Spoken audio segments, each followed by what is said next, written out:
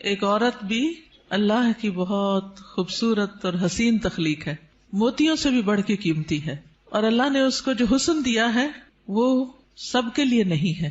ہمارا حسن سب کے لیے نہیں ہے، ہر ایک کے لیے نہیں ہے. اللہ نے ہمیں جس کے لیے پیدا کیا ہے، جس کے لیے بنایا ہے، یہ اسی کا حق ہے. آپ دیکھیے کہ بچپن سے ہی ایک چھوٹی سی بچی کو بھی جو شوق ہوتا ہے وہ کس چیز کا ہوتا ہے؟ سجنے، بننے، سنورنے کا. چھوٹے چھوٹے بچے ماؤں کی لپسٹکس کا کیا حال کرتے ہیں، صرف اپنے اوپر نہیں لگاتے، دیواروں پہ بھی لگا دیتے ہیں. اور اسی طرح قرآن مجید میں بھی آتا ہے افمن ينشأ فی الحلیۃ، کیا وہ جو زیورات میں پالی جاتی. تو سجنا، بننا، اچھا کپڑا، اچھا لباس، اچھا زیور، یہ عورت کی کمزوری ہوتی. ہر عورت کو کسی نہ کسی درجے میں تھوڑا یا زیادہ پسند ہوتا ہے. اگر روزانہ اپنی زیب و زینت کا اہتمام نہ کرے تو خاص خاص مواقع پر ضرور کرتی. اور پھر اس میں بعض اوقات یہ ہوتا ہے کہ صرف زیب و زینت کرنے کا شوق نہیں ہوتا، اس کو نمایاں کرنے کا بھی بہت شوق ہوتا ہے. تو اس صورت میں پھر یہاں ایک امتحان شروع ہو جاتا ہے کہ ہمیں یہ زیب و زینت کس کس کے سامنے ظاہر کرنے کی اجازت ہے اور کس کے سامنے نہیں. تو یہ چھوٹی سی کتاب ہے، اس آیت سے متاثر ہو کر تحریر کر دی گئی. بہت سے لوگ کہتے رہتے ہیں کہ اپنی تفسیر لکھیں، لیکن اس کا تو وقت نہیں. سوچا چلے ایک آیت ہی صحیح، بلغوا انی ولو آیہ. قال اللہ تعالی، اللہ تعالیٰ کا فرمان ہے، جب اللہ تعالیٰ کوئی بات فرماتے ہیں تو پھر کیا کرتے ہیں، کیسے سنتے ہیں؟ بہت دھیان سے، توجہ سے. وقل للمؤمنات، اور مومن عورتوں سے کہہ دیجئے کیا کریں؟ اپنی نگاہیں نیچی رکھیں، یعنی اپنی نگاہوں کی حفاظت کریں، اور اپنی شرم گاہوں کی حفاظت کریں، اور اپنی زینت ظاہر نہ کریں، اپنی خوبصورتی نمایاں نہ کریں سوائے اس کے جو خود ظاہر ہو جائے، اور اپنے سینوں پر اپنی اوڑھنیاں ڈالے رکھیں، اور اپنی زینت ظاہر نہ کریں سوائے اپنے شوہروں کے، یا اپنے باپ کے، یا اپنے شوہروں کے باپ کے، یا اپنے بیٹوں کے، یا اپنے شوہروں کے بیٹوں کے، یا اپنے بھائیوں کے، یا اپنے بھائیوں کے بیٹوں کے، یا اپنی بہنوں کے بیٹوں کے، یا اپنی عورتوں کے، یا اپنے غلاموں کے، یا وہ زیر دست مرد جو کسی اور قسم کی رغبت نہ رکھتے ہوں، یا وہ بچے جو عورتوں کی پوشیدہ باتوں سے ابھی واقف نہ ہوئے ہوں، اور اپنے پاؤں زمین پر مار کر نہ چلیں کہ ان کی پوشیدہ زینت لوگوں کو معلوم ہو جائے. اور اے مومنو، تم سب مل کر اللہ سے توبہ کرو تاکہ تم کامیاب ہو جاؤ. یعنی اس حکم کی کہیں نہ کہیں جو خلاف ورزی ہوتی ہے اس پر توبہ کرو تاکہ کامیاب ہو سکو. اس سے پتہ یہ چلتا ہے کہ اگر اس حکم کی خلاف ورزی کی گئی تو کہیں ایسا نہ ہو کہ کامیابی مخدوش ہو جائے. تو ارشاد ہے وَقُلْ لِلْمُؤْمِنَاتِ، اور مومن عورتوں سے کہہ دیجئے. پیج 3. مومنات کون ہوتی ہیں؟ جو ایمان لانے والیاں ہیں، اللہ اور اس کے رسول محمد صلی اللہ علیہ وسلم کا حکم دل سے مان لینے والیاں، ماننے کے بعد ان احکامات پر عمل کرنے والیاں، اللہ سے اپنی محبت کے دعوے کو سچ کر دکھانے والیاں. اللہ تعالیٰ کا ارشاد ہے بے شک مسلمان مرد اور مسلمان عورتیں، اور مومن مرد اور مومن عورتیں، اور فرما بردار مرد اور فرما بردار عورتیں، اور سچے مرد اور سچی عورتیں، اور صبر کرنے والے مرد اور صبر کرنے والی عورتیں، اور عاجزی اختیار کرنے والے مرد اور عاجزی اختیار کرنے والی عورتیں، اور صدقہ کرنے والے مرد اور صدقہ کرنے والی عورتیں، اور روزہ دار مرد اور روزہ دار عورتیں، اور اپنی شرمگاہوں کی حفاظت کرنے والے مرد اور حفاظت کرنے والی عورتیں، اور اللہ کا بہت زیادہ ذکر کرنے والے مرد اور ذکر کرنے والی عورتیں. ان کے لیے اللہ نے مغفرت اور بہت بڑا اجر تیار کر رکھا ہے. اللہ کی بخشش اور بڑا اجر کس کے لیے ہے؟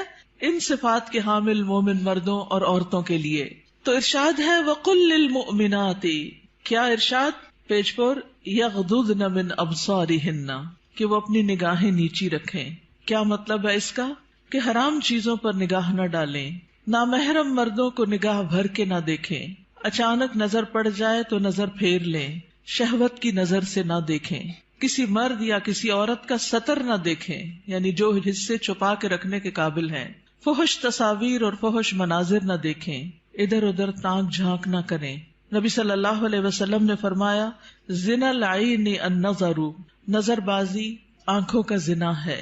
نبی کریم صلی اللہ علیہ وسلم نے فرمایا تم اپنی طرف سے مجھے 6 چیزوں کی ضمانت دو، میں تمہیں جنت کی ضمانت دوں گا. جب بات کرو تو سچ بولو، جب وعدہ کرو تو پورا کرو، جب تمہارے پاس امانت رکھی جائے تو ادا کرو، اپنی شرمگاہوں کی حفاظت کرو، اپنی نگاہوں کو نیچا رکھو اور اپنے ہاتھوں کو روکے رکھو. تو یہ حکم ہے نگاہیں نیچی رکھنے کا.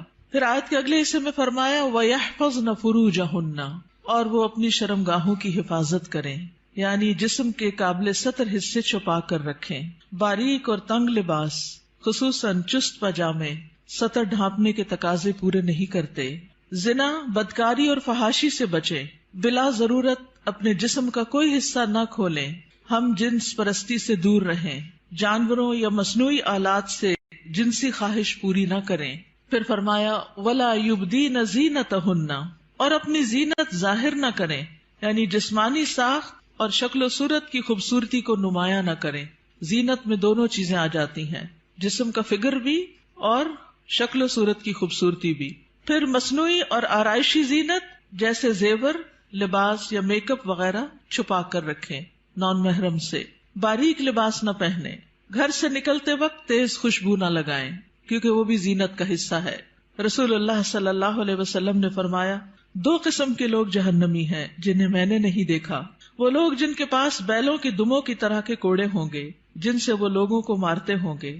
وہ عورتیں جو لباس پہن کر بھی بے لباس ہوں گی، مائل کرنے والیاں، مائل ہونے والیاں، گویا ان کے سر بختی اونٹ کے کوہان کی مانند ہوں گے، یعنی سر خاص طور پر اوپر، سروں کے اوپر مزید بالوں اور کا جوڑا بنا کے یا اونچے کر کے اس کو اٹھایا ہوا ہو.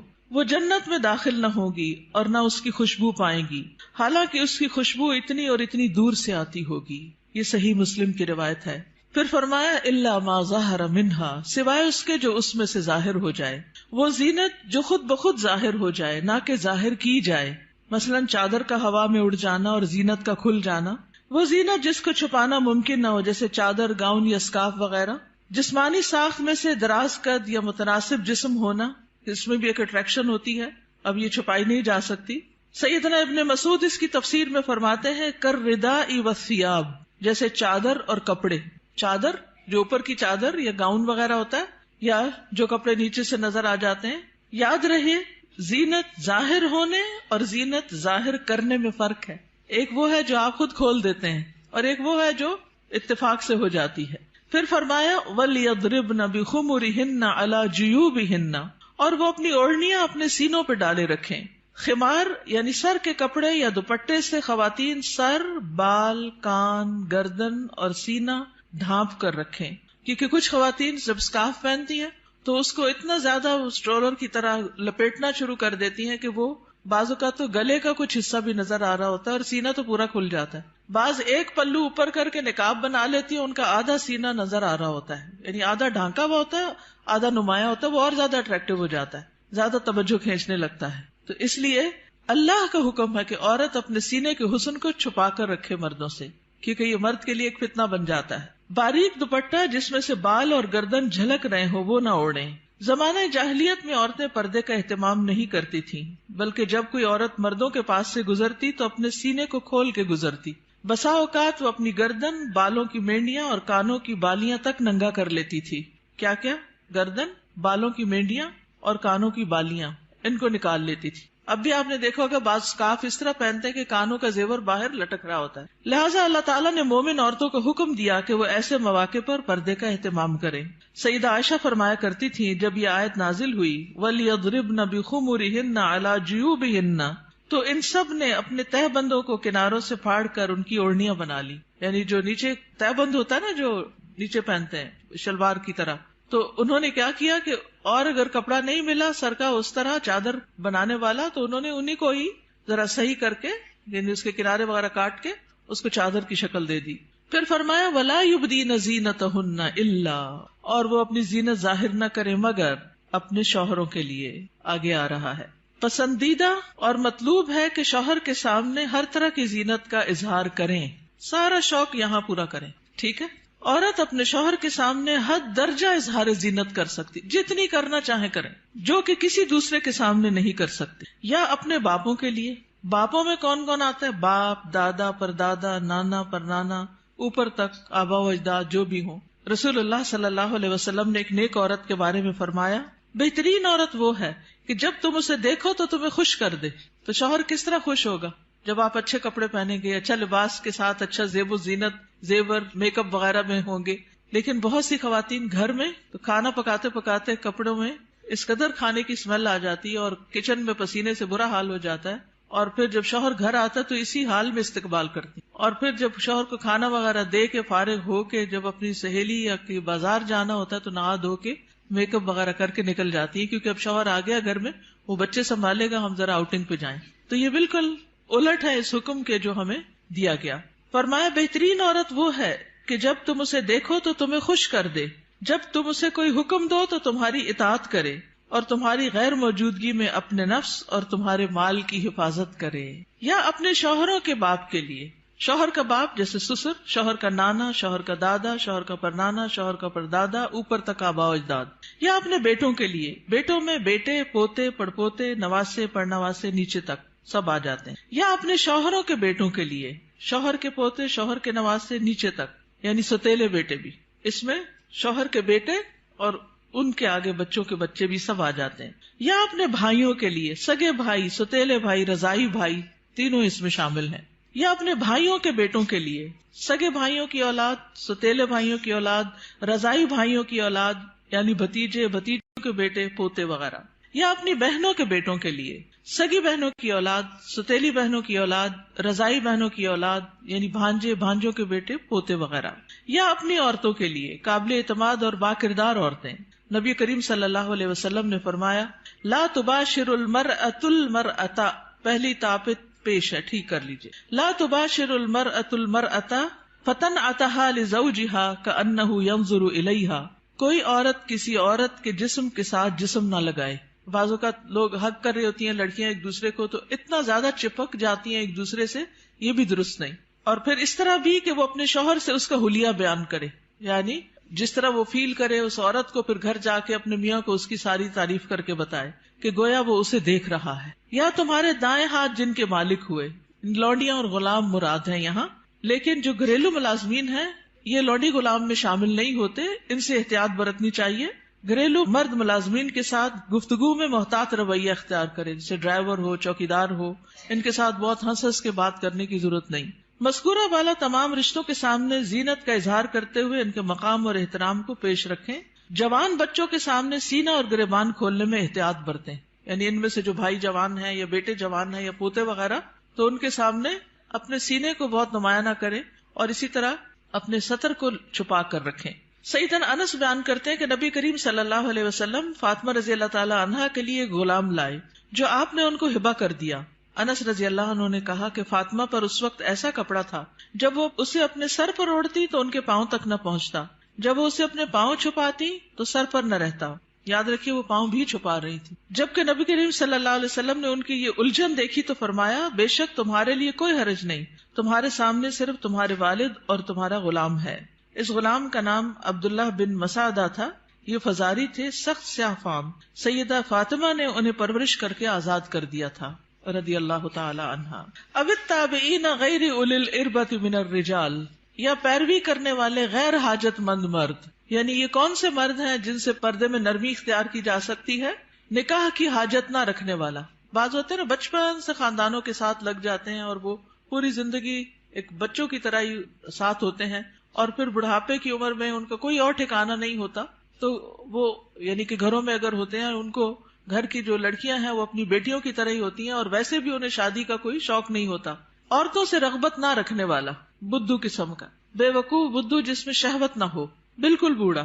بعض اوقات ایسے بچے ہوتے ہیں نا اسپیشل بچے کہ جن کو کوئی مینٹلی ان کو کوئی سمجھ نہیں ہوتی، جنسی خواہشات سے آری، مخنث اور ہجڑے جن میں کوئی شہوت نہ ہو، یہ یاد رکھیے، کیونکہ بعض ہجڑے جو ہیں ان کے اندر سب کچھ ڈیولپڈ ہوتا ہے۔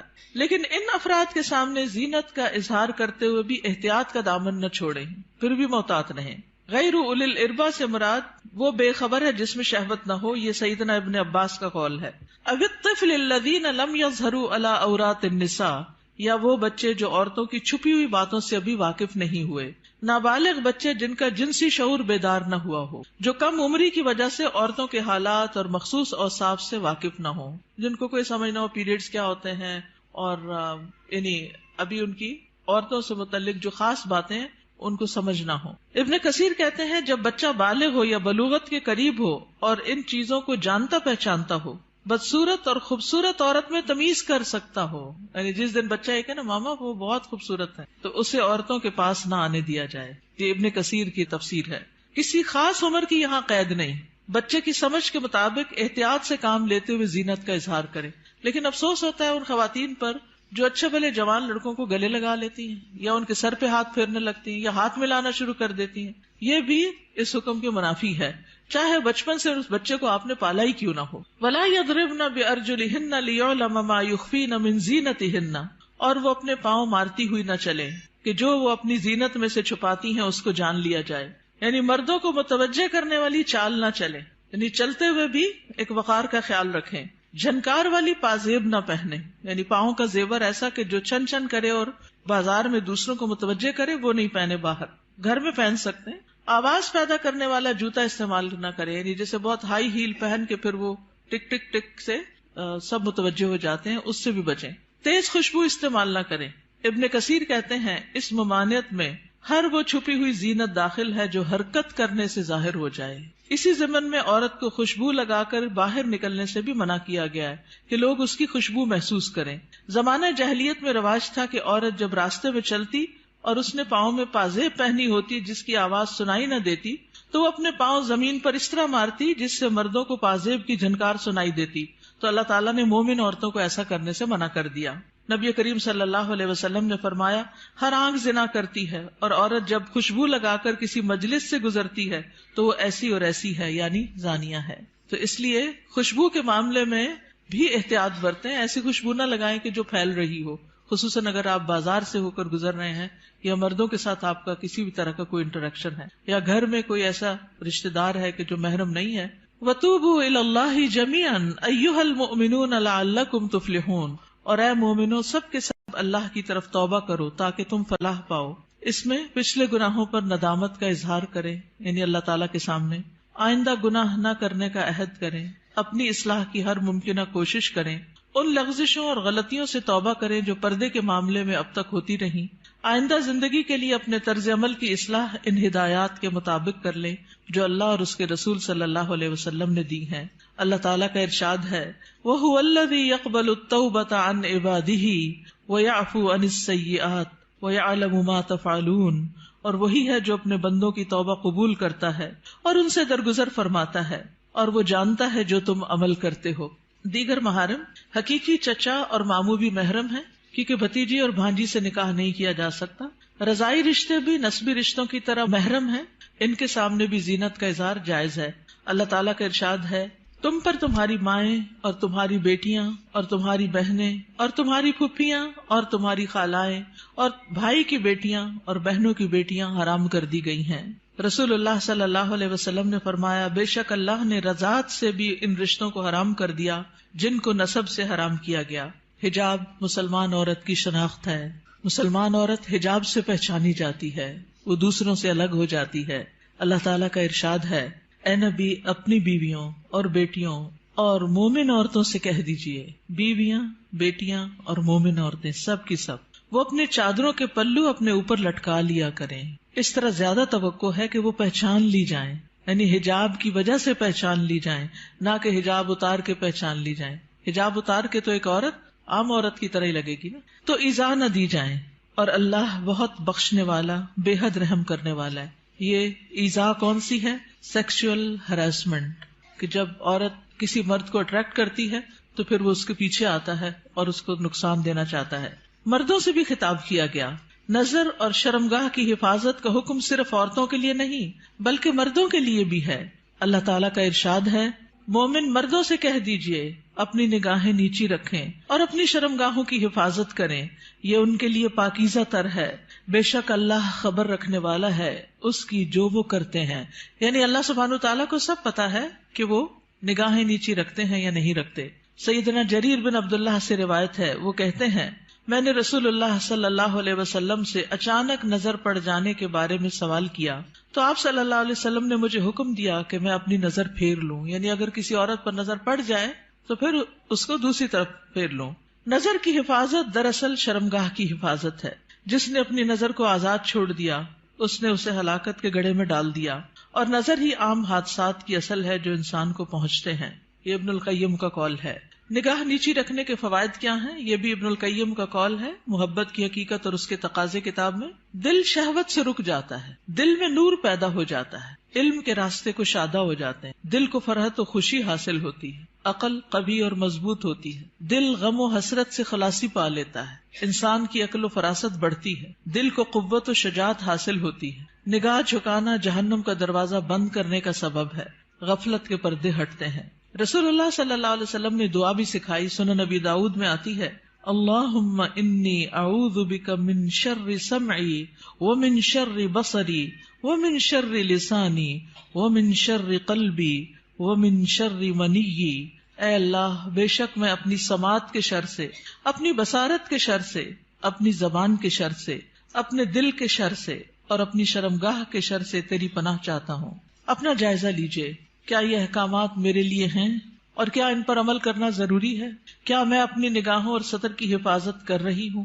کیا میں اپنے خمار یا دوپٹے کو اپنے سینے پر ڈالتی ہوں؟ کیا میں اپنی زینت کو چھپانے کا اہتمام کرتی ہوں؟ یاد رکھیے، ہمارا معاملہ کسی انسان کے ساتھ نہیں، رب العالمین کے ساتھ ہے، جو علم بھی رکھتا ہے اور ہر چیز کے بارے میں باخبر بھی ہے. نظر کے بارے میں کچھ اشعار ہیں، کل حوادث مبدأها من النظر، تمام حوادث کی ابتدا نظر سے ہوتی ہے. یعنی جو عشق و عاشقی کے سلسلے چل پڑتے ہیں اور انسانوں کو بعض اوقات انتہائی بیمار کر دیتے ہیں کہ وہ کسی قابل نہیں رہتے، اس کی ابتدا نظر سے ہی ہوتی ہے. وَمُعْظَمُ النَّارِ مُسْتَصْغَرُ الشَّرَرِ، اور چھوٹی چنگاری سے بھی زبردست آگ بھڑک اٹھتی ہے. نظر فابتسامۃ فسلام، پہلے نظر، پھر مسکراہٹ، پھر سلام. فکلام فموعد فلقاء، پھر بات چیت، پھر ملاقات کا وعدہ، اور پھر اس کے بعد اللہ کے حکم کی نافرمانی میں انسان جا پڑتا ہے. اللہ سبحانہ تعالی ہمیں ایمان عطا کرے، حیا عطا کرے اور اس حکم پر عمل کی توفیق عطا کرے. آخری صفحے پر ہے، رسول اللہ صلی اللہ علیہ وسلم نے فرمایا، حیا ایمان میں سے ہے اور ایمان جنت میں لے جاتا ہے، جبکہ بے حیائی کوڑا کرکٹ ہے اور کوڑا کرکٹ آگ میں جاتا ہے. یہ کتاب آپ کے لیے تحفہ ہے.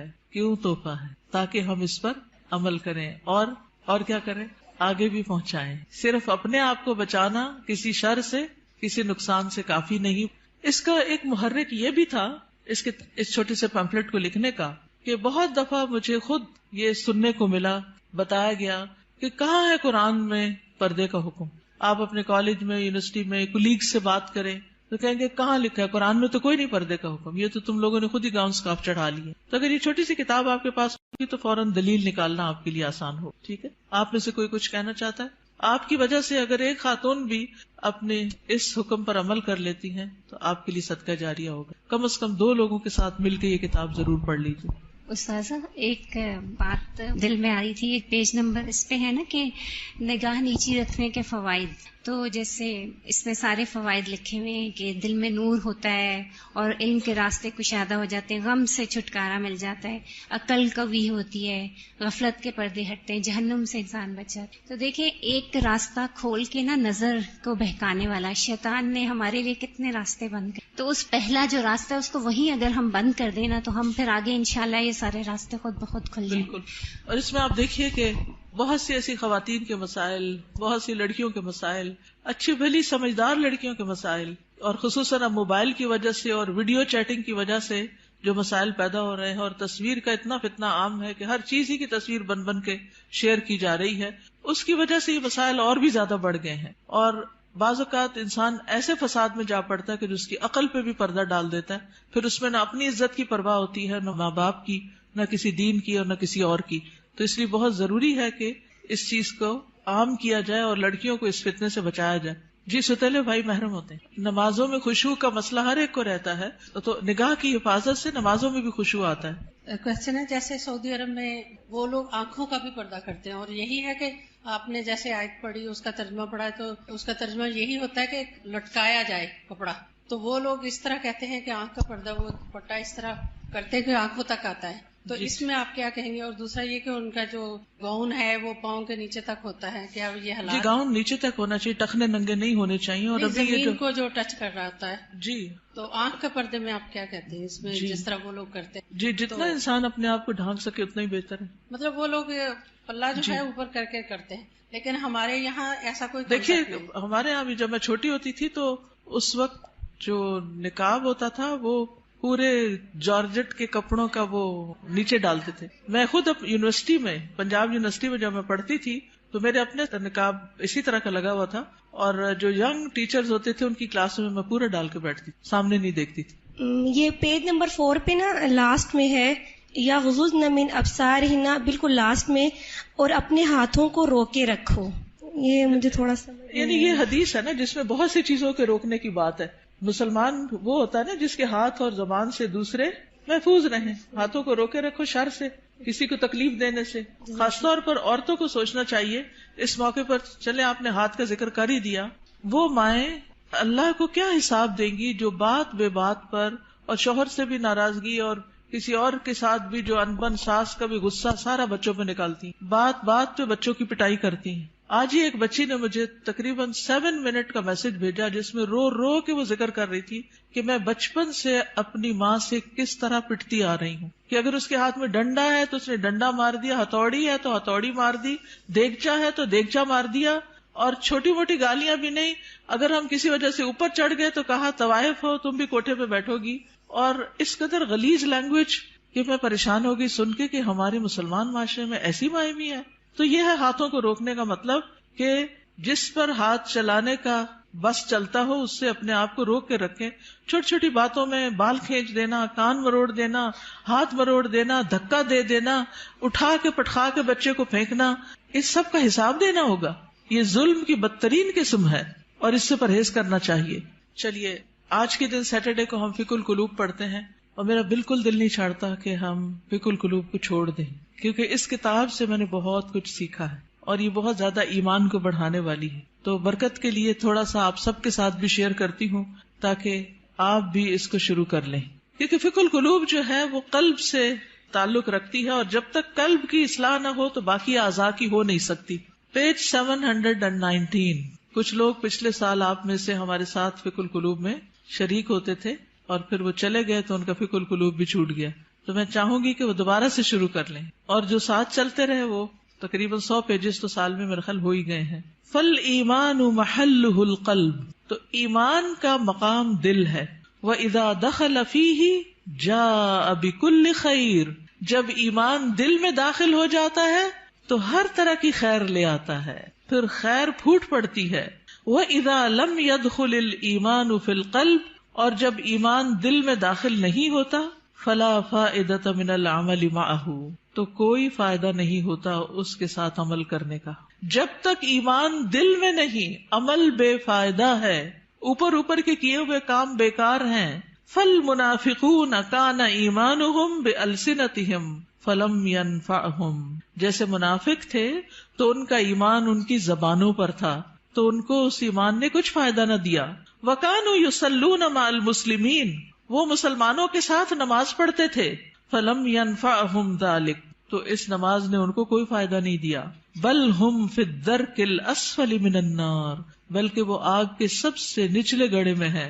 یقولون بألسنتہم ما لیس فی قلوبہم، وہ اپنی زبانوں سے وہ کہتے ہیں جو ان کے دلوں میں نہیں، یعنی ایمان دلوں میں نہیں اترا. ولفظ الایمان شیء وصورت الایمان شیء، لفظ ایمان ایک چیز ہے اور صورت ایمان ایک اور چیز ہے. وعلم الایمان شیء، اور ایمان کا علم ایک اور چیز ہے.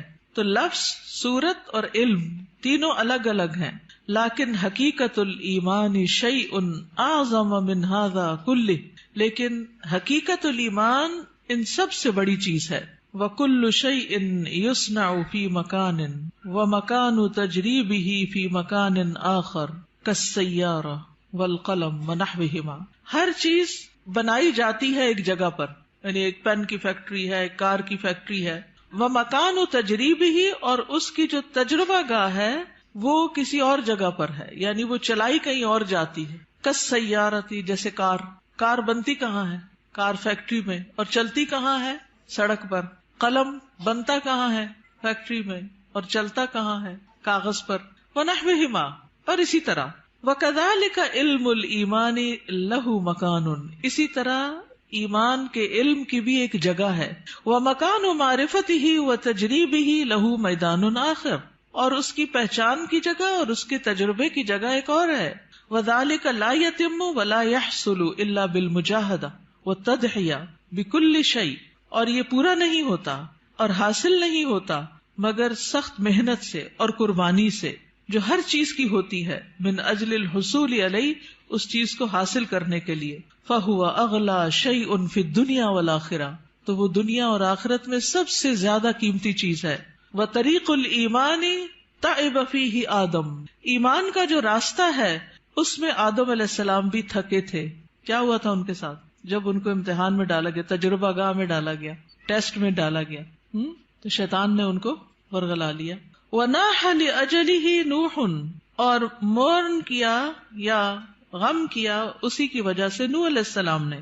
وَرُمِيَ فِي النَّارِ الْخَلِيلِ، اور آگ میں پھینکے گئے خلیل اللہ ابراہیم علیہ السلام۔ وَاسْتَجَعَ لِلذَّبْحِ اسماعیل، اور لیٹے ذبح ہونے کے لیے اسماعیل علیہ السلام۔ وَبِيعَ وَسُجِنَ یوسف، اور بیچے گئے اور قید کیے گئے یوسف علیہ السلام۔ وَنُشِرَ بِالْمِنشَارِ زکریا، اور آرے سے چیرے گئے زکریا علیہ السلام۔ وَذُبِحَ بِالسِّكِّينِ یحییٰ، اور چھری کے ساتھ ذبح کیے گئے یحییٰ علیہ السلام۔ وَقَاسَ الضُّرُّ ایوب، اور بیماری کو سفر کیا، قاسا کا معنی سفرڈ، الضر بیماری کو ایوب علیہ السلام نے۔ وزاد فی البکاء داود، اور کثرت سے روئے داود علیہ السلام۔ وسار مع الوحش عیسیٰ علیہ السلام، اور وحشی کے ساتھ عیسیٰ علیہ السلام چلے۔ یہ کیا قصہ ہے؟ کہا جاتا ہے کہ عیسیٰ علیہ السلام جب مصر میں تھے اور یوسف النجار ان کے ساتھ تھا، تو آگے دیکھا کہ ایک شیر آ رہا ہے تو وہ ڈر گئے۔ عیسیٰ علیہ السلام نے کہا کہ تم مجھے شیر کے قریب کر دو اور خود نہیں قریب آنا، خود دور رہو۔ تو عیسیٰ علیہ السلام شیر کے رستے میں کھڑے ہو گئے۔ جب شیر آیا تو پوچھا، ایھا الوحش، اے وحشی جانور، اس راستے میں کیوں آئے، کیوں کھڑے ہو یہاں؟ کہنے لگا کہ وہ ایک بیل ہے، مجھے اسے پکڑنا ہے۔ انہوں نے کہا کہ دیکھو وہ تو مساکین کا بیل ہے، اس کو چھوڑ دو، فلاں فلاں جگہ چلے جاؤ، وہاں پر ایک مردہ اونٹ ہے تو اس کو جا کے کھا لو۔ تو اس طرح عیسیٰ علیہ السلام کے کہنے سے وہ شیر جو تھا وہ وہاں چلا گیا، اور اس شیر نے عیسیٰ علیہ السلام کی بات مان لی۔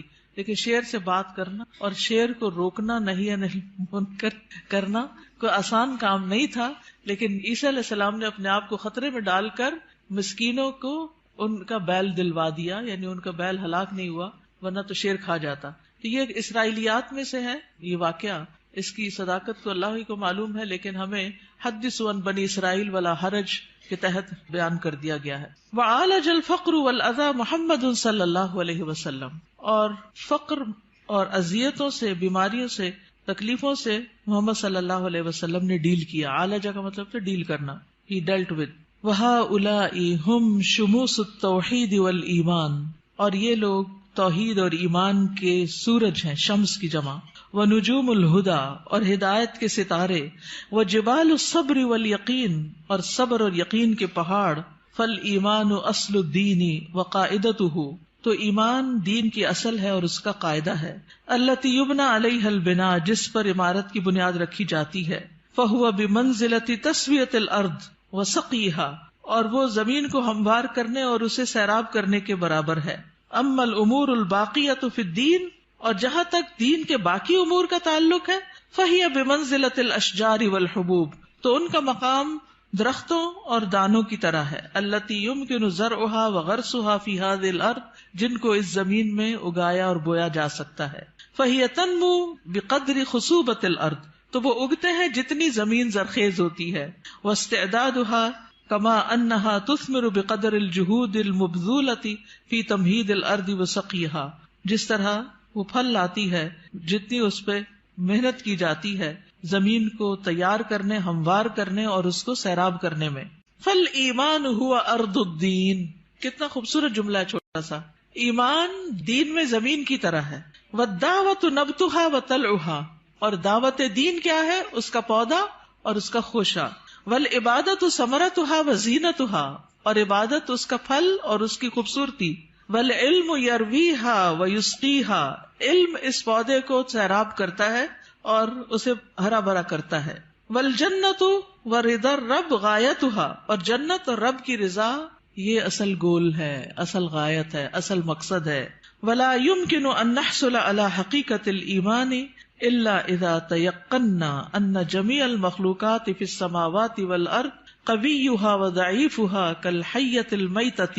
ہم ایمان کی حقیقت کو اس وقت تک نہیں پا سکتے جب تک ہمیں یقین نہ ہو کہ ساری کی ساری مخلوقات، آسمانوں کی اور زمین کی، ان کی مضبوط اور ان کی ضعیف یہ مردہ سانپ کی طرح ہے. لا تنفع ولا تضر، جو نہ فائدہ دے سکتی ہے نہ نقصان. یہ ہے اصل ایمان، ایسا یقین کہ نہ کوئی فائدہ دے سکتا نہ کوئی نقصان دے سکتا ہے، الا باذن اللہ، مگر اللہ کے اذن سے. مردہ سانپ سے تو آپ نہیں ڈرتے نا، تو لوگوں کا ڈر بھی نہیں ہونا چاہیے. لیکن جب ہم لوگوں سے ڈرتے ہیں، یعنی اس سینس میں ڈرتے ہیں کہ اگر میں نے اس کی بات نہ مانی، یہ مجھے کہہ رہا ہے حجاب اتار دو، نہیں مانی تو پھر کیا ہوگا، میرا تو بڑا نقصان ہو جائے گا، یا یہ مجھے جو کہہ رہا ہے میں اسے کر لوں ورنہ مجھے ایسا اور ایسا نقصان ہو جائے گا. تو بہت سے لوگ اللہ کی نافرمانی کے کام جو ہیں وہ صرف لوگوں کے ڈر سے کرتے رہتے ہیں کہ لوگ کیا کہیں گے. تو یاد رکھیے ساری مخلوقات مردہ سانپ کی طرح. یہ جملہ یاد رہے گا. جب یہ یاد رہے گا نا تو پھر اللہ کا حکم ماننا مشکل نہیں رہے گا. ولا تعطی ولا تمنع الا بامر اللہ، نہ یہ دیتی ہیں نہ روکتی ہیں مگر اللہ کے حکم سے. وان کل شیء بید اللہ، اور یہ کہ ہر چیز اللہ کے ہاتھ میں ہے. وان ما سوى اللہ لیس بیدہ شیء، اور اللہ کے علاوہ جو بھی ہے اس کے ہاتھ میں کچھ نہیں. کما قال سبحانہ، جیسا کہ اللہ تعالیٰ کا فرمان ہے، الا لہ الخلق والامر تبارک اللہ رب العالمین. خبردار، اللہ ہی کی ہے مخلوق اور حکم بھی اللہ ہی کا ہے. بہت بابرکت ہے اللہ جو رب ہے سارے جہانوں کا. میں یہ ضرور چاہوں گی کہ آپ اس کتاب کو پڑھیں. اگر آپ کہنے کہ اس کانوکیشن کی کوئی نصیحت ہمیں کر دیں تو میں یہی کہوں گی کہ فقہ القلوب کو شروع سے پڑھنا شروع کر دیں تو ساری نصیحتیں آپ کو مل جائیں گی. اور یہ دراصل ایمان کو مضبوط کرنے والی کتاب ہے. کیا ہے؟ اور اگر ایمان مضبوط ہو جائے تو کیا ہوتا ہے؟ عمل آسان ہو جاتا ہے، انسان مضبوط ہو جاتا ہے. اور اس میں آپ دیکھیے یہاں پر اگلی جو بات ہے بڑی دلچسپ ہے. وہ کہتے ہیں کہ ایمان کی جو قوت ہے نا وہ دل میں ظاہر ہوتی ہے جیسے ایک بندوق کی گولی ہوتی. تو جب وہ اپنی اصل جگہ پر آ جاتی ہے تو پھر اس سے بہت کچھ ہوتا ہے. اور اگر وہ اپنی اصل جگہ پر نہیں تو کچھ بھی نہیں ہوتا، وہ کہیں بھی پڑی رہتی ہے، ایک سیسے کی گولی ہے بس. تو ایمان جب تک دل میں نہیں آتا، زبان پہ رہتا ہے تو فائدہ نہیں دیتا. تو ایمان کو لانا ہے دل میں، اور دل میں آئے گا علم کے ساتھ، اور علم کے لیے ضروری ہے فقہ القلوب. ٹھیک ہے، جزاکم اللہ خیرن. آخری اعلانات سن لیجئے. وائس کے لیے سمر کورس ہو رہا ہے، فلائر موجود ہے باہر ریسپشن پہ. 7 مئی سے 18 رمضان تک ہے. تعلیم القرآن فار بوائز کا بھی اشتہار آ گیا ہے، نیکسٹ ایئر کا ایڈمیشن شروع ہے. تدبر قرآن کا نیکسٹ کورس جس میں 30ویں پارے کی ترتیل، تجوید، حفظ، ترجمہ، تفسیر، تدبر، گرامر یہ سب شامل ہے. تو آپ کے لیے ابھی موقع ہے کہ آپ ایڈمیشن لے سکیں. اسی طرح یہاں پر تعلیم القرآن ڈپلوما کورس نیکسٹ سیشن مئی کا 1 مئی سے شروع ہو رہا ہے. جو ابھی تک داخلہ نہیں لے پائے، سوچ ہی رہے ہیں، وہ آگے بڑھیں. اسلامی تربیتی کورس، جی ہاں، رمضان کے ساتھ دورہ قرآن کے ساتھ انشاءاللہ 14 مئی سے شروع ہو رہا ہے، 14 مئی سے 26 رمضان تک. اور اس میں دورہ قرآن بھی یہاں ہوگا اور اس کے ساتھ ساتھ اسلامی تربیتی کورس جو ہر سال ہوتا ہے وہ بھی ہوگا. اور پی سی میں بھی انشاءاللہ دورہ قرآن ہوگا جس کے پیچھے پوری لسٹ ہے کہ کہاں کہاں پنڈی اور اسلام آباد میں دورہ قرآن ہو رہا ہے. تو یہ اشتہار اگر آپ کے پاس ہو تو آپ لوگوں کو دے کر دعوت دے سکتے ہیں کہ وہ ضرور شرکت کریں. سمر کورسز ہیں ہمارے بچے کا پروگرام جہاں پر ہوتا ہے اس میں الفاظ اکیڈمی میں بھی دورہ قرآن ہو رہا ہے. اور سمر کورس 2018 جیسا کہ آپ کو معلوم ہے کہ 19 فروری کو امی جان دنیا سے رخصت ہو گئی. انا للہ و انا الیہ راجعون. اللہ تعالیٰ ان کی بخشش فرمائے. آپ میں سے بہت سی بچیاں جو آج یہاں موجود ہیں وہ ان کو کسی نہ کسی طرح جانتی ہیں. وہ تقریباً ہر تعلیم القرآن میں ایڈمیشن لے لیتی تھیں، پھر ایک دفعہ تعلیم التجوید میں بھی لے لیا انہوں نے، پھر تدبر قرآن کو بھی اٹینڈ کرنا ایز اے لسنر شروع کر دیا. تو بہرحال وہ فوت ہوئی تو ان کی وفات کے موقع پر کچھ لوگوں نے اپنے تاثرات کا اظہار کیا اور پھر یہ خواہش ظاہر کی کہ نانی اماں کے اوپر ایک کتاب لکھی جائے. تو الحمدللہ کوثر فیض کو اللہ جزائے خیر دے، اس نے مختصر سے عرصے میں یہ کتاب لکھ لی اور الحمدللہ کتاب چھپ کر آ گئی ہے. تو جو گریجویٹس ہیں ان کے لیے یہ گفٹ ہے کتاب. جب آپ باہر نکلیں گے گریجویٹس، باقی جو اسٹوڈینٹس وغیرہ ہیں وہ اگر خود لے لیں تو بہت اچھا ہے. بہت انسپریشنل کتاب ہے. ان کی زندگی میں جو اعمال اور ان کے عادات اور انہوں نے جیسے ہم لوگوں کو پالا اس کی بہت سی کہانیاں ہیں. تو جن لوگوں کو کہانیاں پڑھنے وغیرہ کا شوق ہوتا ہے ان کے لیے ایک اچھی کتاب ہے. تو آپ اپنے لیے بھی اور دوسروں کے لیے بھی کتاب، اپنے لیے تو گفٹ ایک ہی لیں گے لیکن دوسروں کے لیے لینی ہو تو اسٹال پر اویلیبل ہے. جزاکم اللہ خیرن. سبحانک اللہم و بحمدک، اشہد ان لا الہ الا انت، استغفرک و اتوب الیک.